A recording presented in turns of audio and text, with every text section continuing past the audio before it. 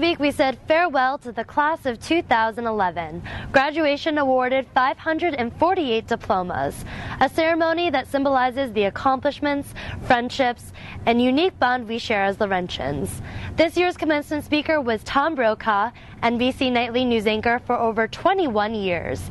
He continues to report and produce documentaries and is author of 5 books, including his 2007 bestseller, Boom, Voices of the 60s. I had a brief interview with Mr. Brokaw prior to his commencement speech. He spoke to the opportunities that lay before the graduating class.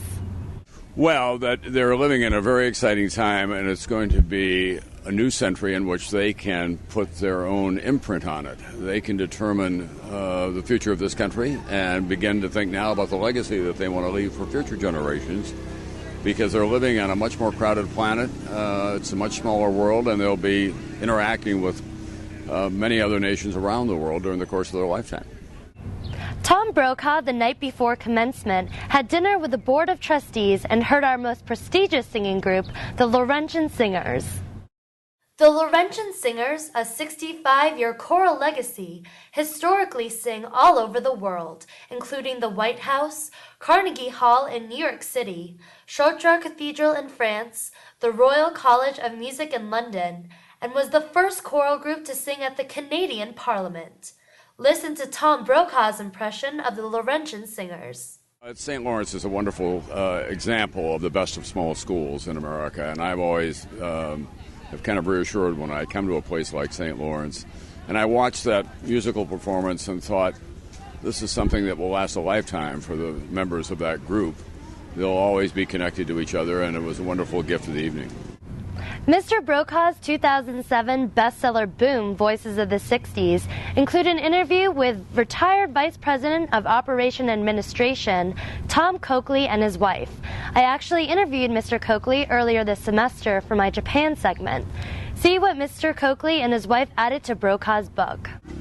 It's really about people who went to Vietnam and it changed their lives. In Tom's case, he lost his leg. He was a huge hockey star. Nellie was a nurse who had some very difficult confrontations with people who died more or less in her arms, and they didn't come back and become embittered or just turn away. They just continued to help others who were at Walter Reed or in VA hospitals, and then got back in touch with the families who had lost people there.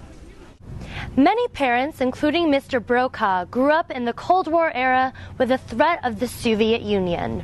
Mr. Brokaw was the first broadcast journalist to be the direct eyewitness of the real symbolic end of the Cold War in Berlin. He was also the first to report back on it to the States. Well, it was something I didn't expect to have happen in my lifetime, quite honestly. And I think that 100 years from now and 1,000 years from now, historians will look back and say that was a defining moment of not just our time, but history. So many people were liberated from the iron rule of communism, and we should all be grateful for that and find a way to live together in the future. Take a moment to hear the opener of Tom Brokaw's commencement speech here at St. Lawrence University. I was so struck by the nickname of St. Lawrence University, the Saints. I ran into a police officer today from the city of Canton, and I said, what a wonderful thing it must be to be a law enforcement officer at an institution in which the students are known as the Saints. And he looked at me for a moment and he said, Mister, have you ever been to the Hoot Owl? For those of you who don't know, the Hoot Owl is a local bar off campus. I thought this would be a good segue for an event that happened at the Senior Quad Experience. President Fox may or may not have been iced by the senior class. I would like to present him with a gift. Did he drink it? I'll save this for Sunday. No. Listen to the backstory. I knew it wouldn't be a good idea without telling him. So I brought President Fox aside, and I said, President Fox, I would like to ice you during my speech. And he said, I don't know if that's a good idea. And I said, I would like you to take a sip at least. He said, we're in a chapel. I said, I respect that. At least accept the ice. He said, I'll take the ice from you and I'll decide what to do with it later on. I said, that's fair enough.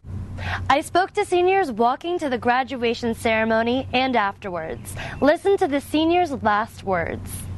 Well, there's a lot of things that I would miss about St. Lawrence. What I will miss most about St. Lawrence are the people. It's just everybody's like within walking distance. Everyone's around. People are just a blast to hang out with around here. And I'm just going to miss the passion, the energy right in that kind of surrounding proximity. What I'm going to miss most about St. Lawrence, I think, would have to be my sorority. Miss the people here and just the opportunities the university presents.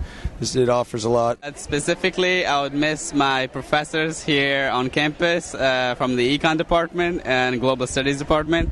I spend a lot of time with them working on my 2 honor theses, and I would dearly miss them. I think my favorite professor at St. Lawrence has to be Dr. Ronnie Lesker. She's a government professor. She's also my advisor. Dr. Lesker specializes in the Middle East. Dr. Lesker is great because she's very intelligent, she's very smart, she knows her material, and she's an engaging lecturer.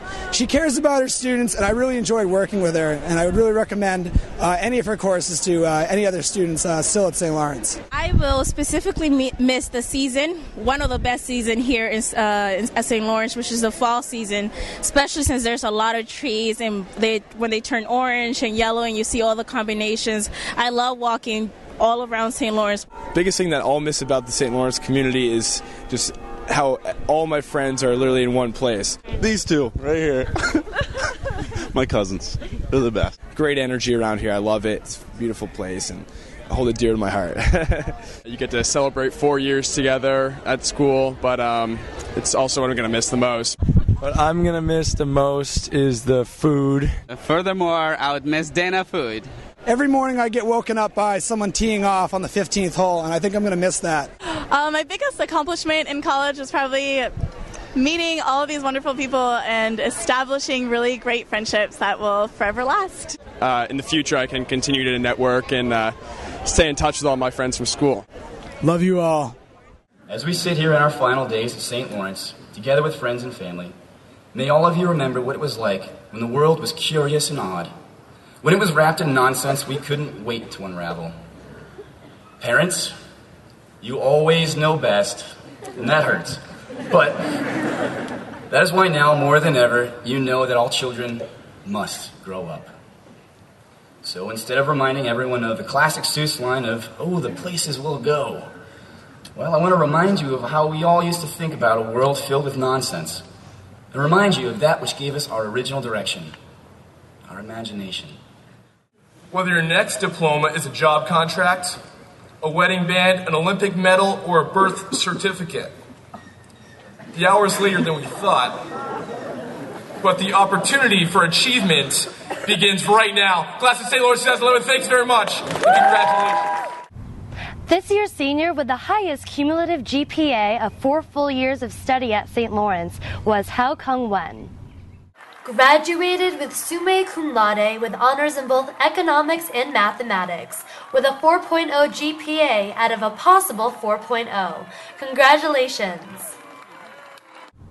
The gift from the class of 2011, a permanent semicircle of benches, so classes can feel free to move out in nicer weather. Thank you, the class of 2011, and congratulations. Thank you for watching the Student Views. I'm Kitty Higgins. Nestling 'neath the purple shadows of the Adirondack hills lies our noble alma mater, thoughts of whom our memory fills. To her we bow in reverence as we lay our tribute down, bum before our dear St. Lawrence. 'Neath the scarlet and the